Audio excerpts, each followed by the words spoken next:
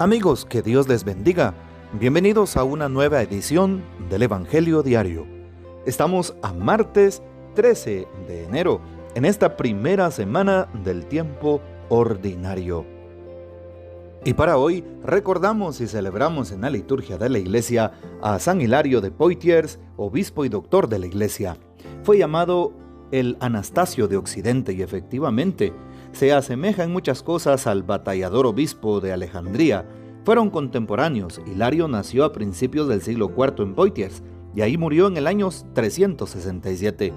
Y tuvieron que combatir contra el mismo adversario, el arrianismo, y participaron en las polémicas teológicas con discursos y sobre todo con los escritos. Hilario fue desterrado por el emperador Constancio, que se había alineado con las decisiones del sínodo de Béziers del año 356. Este sínodo naturalmente era arriano. Así Hilario fue a parar a Frigia. El contacto con el oriente fue providencial para el obispo de Poitiers. Durante los 5 años de permanencia en Frigia aprendió el griego y descubrió a Orígenes, como también la gran producción teológica de los padres orientales, obteniendo una documentación importantísima para el libro que le mereció el título de Doctor de la Iglesia, dado por Pío IX, el de Trinitate, intitulado primero, y mejor de Fide Adversus Arianos. En efecto, era el tratado más importante y profundo que había aparecido hasta entonces sobre el dogma principal de la fe cristiana. Aún en el destierro no permaneció inactivo. Con el opúsculo contra Maxentium atacó violentamente al mismo Constancio, refutándole el cesaropapismo, la pretensión de meterse en las disputas teológicas y en los asuntos internos de la disciplina eclesiástica. De regreso a Poitiers, el valiente obispo continuó su obra pastoral, ayudado eficazmente por el joven Martín, el futuro santo obispo de Tours. Hilario nació en el paganismo y durante mucho tiempo buscó la verdad, pidiendo luces a las varias filosofías y sobre todo al neoplatonismo, que más tarde influiría muchísimo en su pensamiento.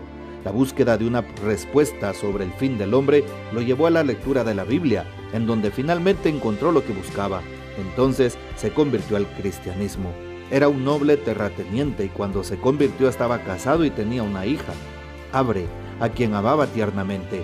Poco después del bautismo el pueblo lo aclamó como obispo de su ciudad natal. Fueron 6 años de intenso estudio y predicación antes de partir para el destierro, que como hemos recordado, perfeccionó su formación cultural y teológica. Pidamos pues la poderosa intercesión de San Hilario de Poitiers, obispo y doctor de la Iglesia.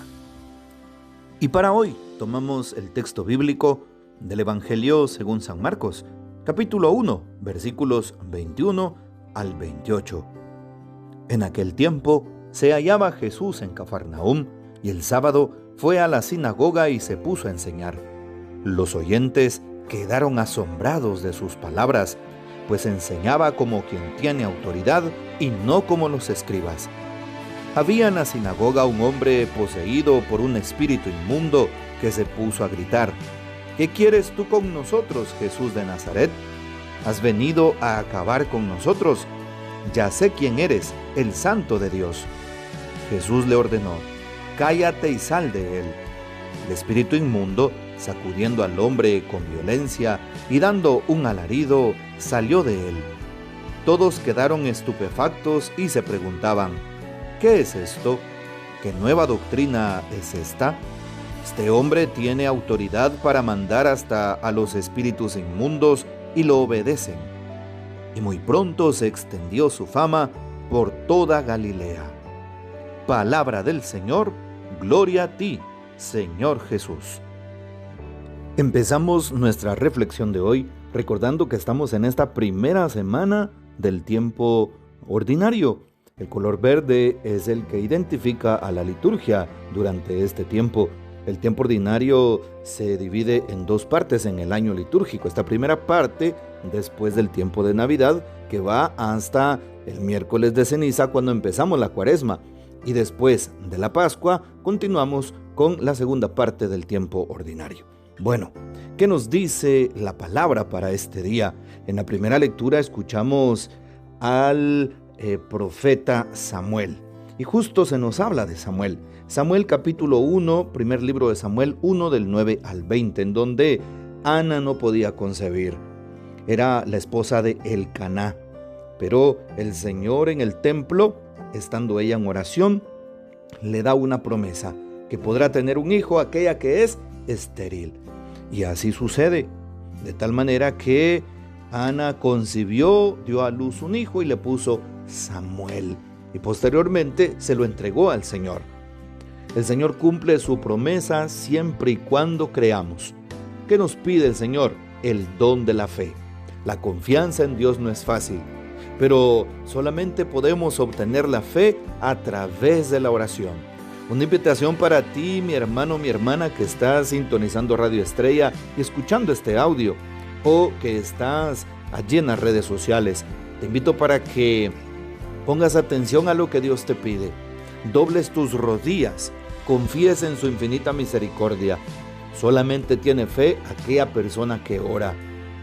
Dime dónde está tu fe, yo te diré dónde está tu oración, y viceversa. Dime dónde está tu oración y yo te diré dónde está tu fe.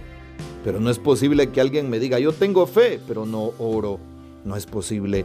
La fe viene como una consecuencia de un encuentro vivo y personal con Dios, con aquel a quien le creo y en quien confío. Y Ana estaba completamente segura de que Dios le iba a conceder aquel favor, y así sucedió. Y por eso le consagra a su hijo Samuel. El Señor puede obrar grandes cosas, cosas maravillosas, incluso cosas que parecen imposibles a la razón humana. Dios las puede hacer posibles. Dice San Juan, todo es posible para el que cree. Por eso, tú que estás atento al Evangelio de hoy, recuerda que el Señor cumple sus promesas.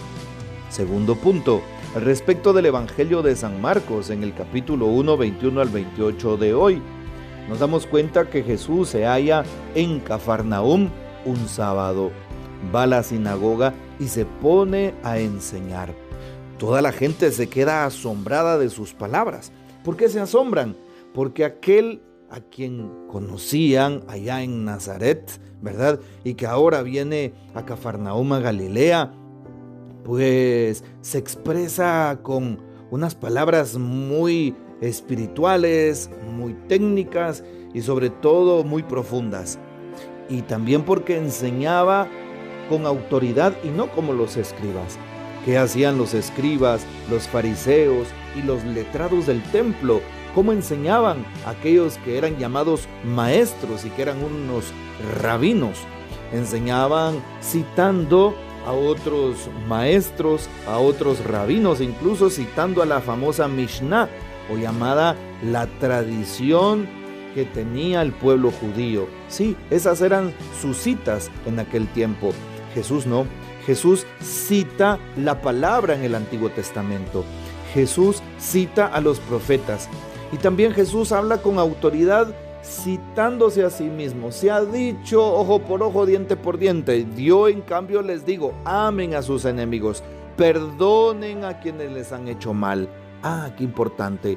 Jesús nos enseña una doctrina distinta. Habla con autoridad, habla en primera persona, colocando justamente aquellos verbos que nos suponen una acción en torno a practicar la palabra de Dios y a poner en obra la voluntad del Señor. Por eso le creen. ¿Por qué? Porque enseñaba con autoridad. Así es, Jesús tiene la autoridad que le viene de lo alto, la autoridad que Dios le ha dado. Y por eso, si nosotros escuchamos su palabra y practicamos lo que Jesús nos pide, no dudemos que vamos a alcanzar misericordia. No dudemos que jamás nos vamos a equivocar. ¿Por qué? Porque nos estamos dejando llevar por la luz de Cristo Jesús, nuestro Señor. En un tercer punto dentro del Evangelio, o dentro de la palabra, nos dice que Jesús va a la sinagoga y sana a un hombre poseído por un espíritu inmundo que se ha puesto a gritar. En primer lugar, Jesús sana a aquel hombre, expulsa a Satanás, expulsa a aquel espíritu inmundo. ¿Cuántos males, cuántos pecados tenemos nosotros que necesitamos sanar y de los cuales necesitamos que el Señor rompa cadenas? Y muchas veces cuando se habla de espíritus inmundos, Podremos pensar en exorcismos, podremos pensar en aquellas personas poseídas, sin darnos cuenta que detrás de los grandes pecados, incluso los pecados mortales, hay un demonio. ¿Sabes, mi hermano, mi hermana, que incluso el tema de los exorcismos, qué dicen los grandes exorcistas de la iglesia? No te sorprendas porque el pecado que más pesa o la acción que más pesa no es hacer un exorcismo. Uno se pone a pensar, pobre aquella persona poseída, que evidentemente es una manera que tiene el enemigo de tomar el cuerpo de una persona. No, eso no nos tendría que afligir. Más bien nos tendría que afligir las tentaciones ordinarias que el enemigo pone y que caemos en el pecado grave que ataca nuestra moralidad. Ese es el peor enemigo que podemos tener. Y por eso hoy le pedimos al Señor que nos libere de cualquier carga de pecado, que nos libere de cualquier oscuridad que estemos arrastrando. Y un cuarto punto, después de que Jesús puede curar a aquel hombre, sana a aquel hombre, libera a aquel hombre, nos damos cuenta que, por supuesto, dentro de esa escena ocurre el diálogo entre Jesús y aquel poseído. ¿Qué quieres con nosotros, Jesús de Nazaret? ¿Has venido a acabar con nosotros? Sé quién eres, el Santo de Dios, le contesta el endemoniado. Es decir, aquel espíritu inmundo reconoce en Jesús al Hijo de Dios, reconoce en Jesús al Mesías, a aquel que tiene poder. Y muchas veces nosotros no tenemos la capacidad de reconocer que Dios lo puede todo. Dios puede vencer mi enfermedad, Dios puede vencer mi problema, Dios puede solucionarme aquello que estoy pasando, Dios le puede dar alegría a mi corazón triste, Dios lo puede todo. Y aquí recordamos, todo es posible para el que cree. Así que, mis hermanos, pidámosle al Señor que aumente nuestra fe y que nos ayude a seguir confiando en su infinita misericordia. Que el Señor nos bendiga, que María Santísima nos guarde y que gocemos de la fiel custodia de San José. Y la bendición de Dios Todopoderoso, Padre, Hijo y Espíritu Santo, descienda sobre ustedes y permanezca para siempre. Amén.